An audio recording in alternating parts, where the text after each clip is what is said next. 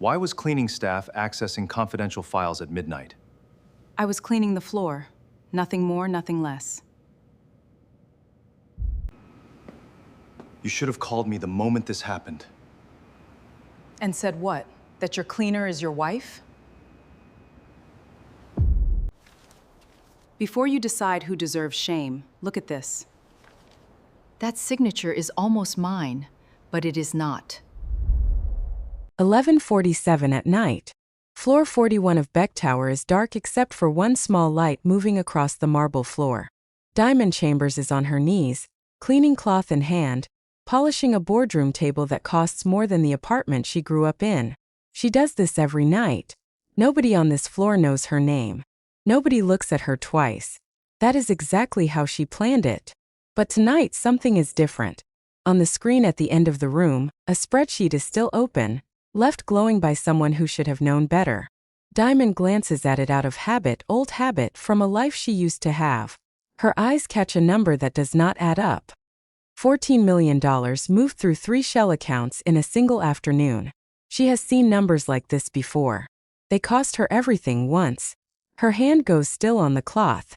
Somewhere above her, in an office with his name on the door, a man she is not allowed to know in public is flying home from Seoul, carrying a secret of his own, wrapped in a small velvet box in his coat pocket. Diamond does not know it yet, but by morning, her quiet life scrubbing floors will collapse, and so will his. Neither of them can stop what is already moving through the building's cameras, its rumors, and its locked filing cabinets. Security finds her still standing near the screen at midnight. They do not ask questions.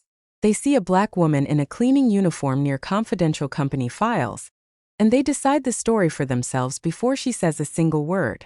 By 7 the next morning, she is sitting in a glass conference room, humiliated in front of 6 board members who have never once said good morning to her in 3 years of passing her in the hallway.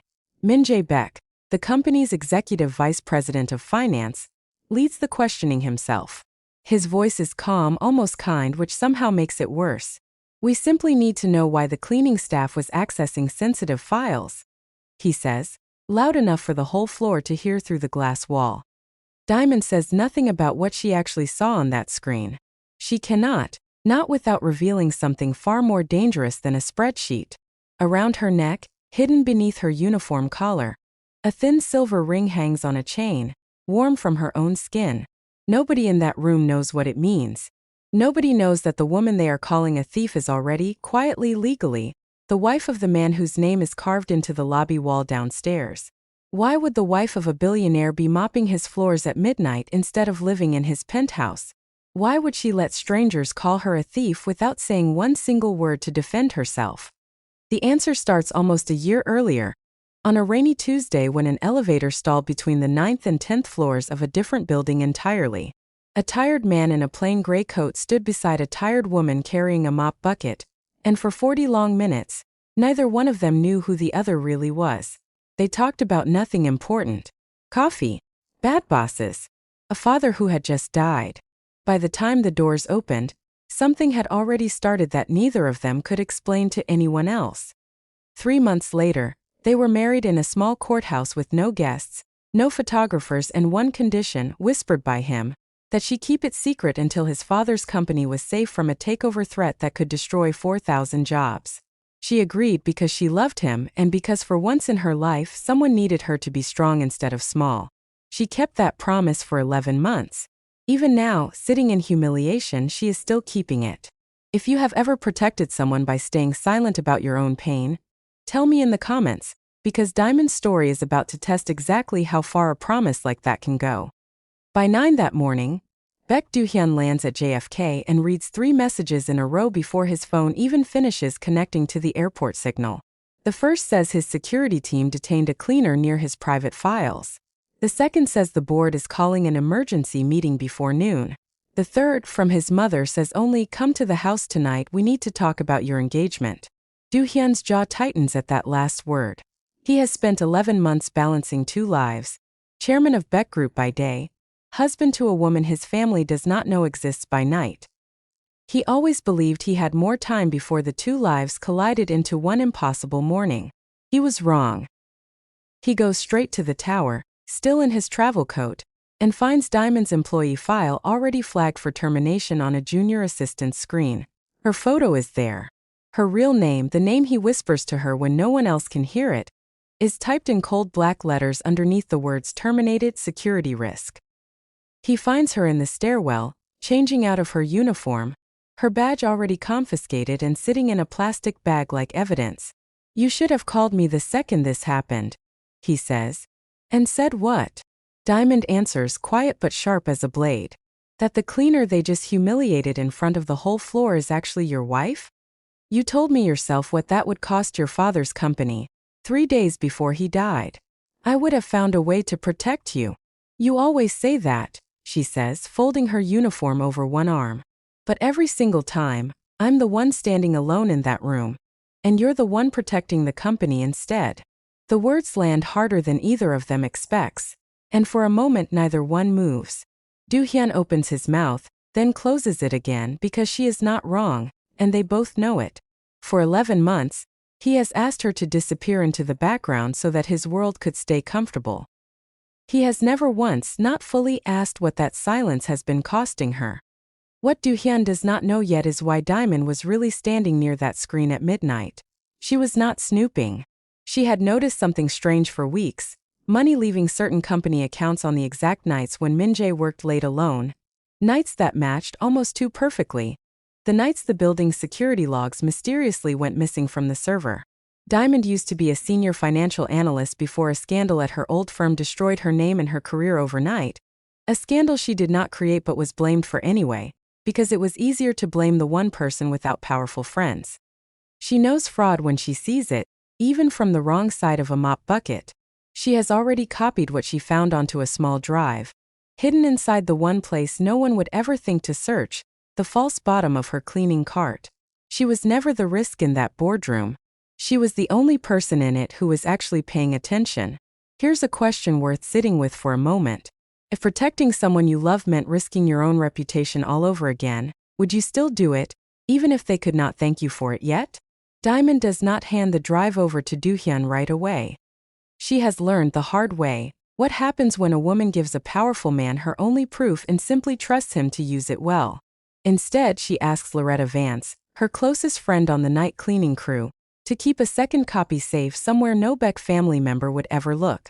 Loretta has worked in that tower for 18 years and has watched enough executives rise and fall through that same lobby to know exactly how this particular game is played. "You held on to proof for 11 months and didn't burn this whole place down out of spite," Loretta tells her, tucking the drive into her coat. "Baby, you are stronger than every single one of them upstairs put together." For the first time since the accusation, Diamond feels something other than shame settle into her chest. She feels leverage. That night, Do-hyun comes to the small apartment Diamond still keeps under her own name, a name and address, an entire ordinary life he has never fully entered even after 11 months of marriage. He sits at her kitchen table like a regular man for the first time in weeks, without an assistant, without a driver waiting outside. "My father made me promise before he died that I would marry someone the family and the board had already chosen," he says quietly, turning a coffee cup he is not drinking from. "I thought if I kept you separate from that world, I was protecting both promises at the same time. I did not realize I was breaking the only one that actually mattered." Diamond studies him for a long moment before she answers. "I did not marry a chairman," she says. "I married a man who told me in a stuck elevator that he was tired of being what other people needed him to be. Then he spent a year making me exactly that for him, a secret he manages carefully instead of a wife he honors openly." Do-hyun has no answer ready for that. For the first time in this entire story, he simply sits still and listens.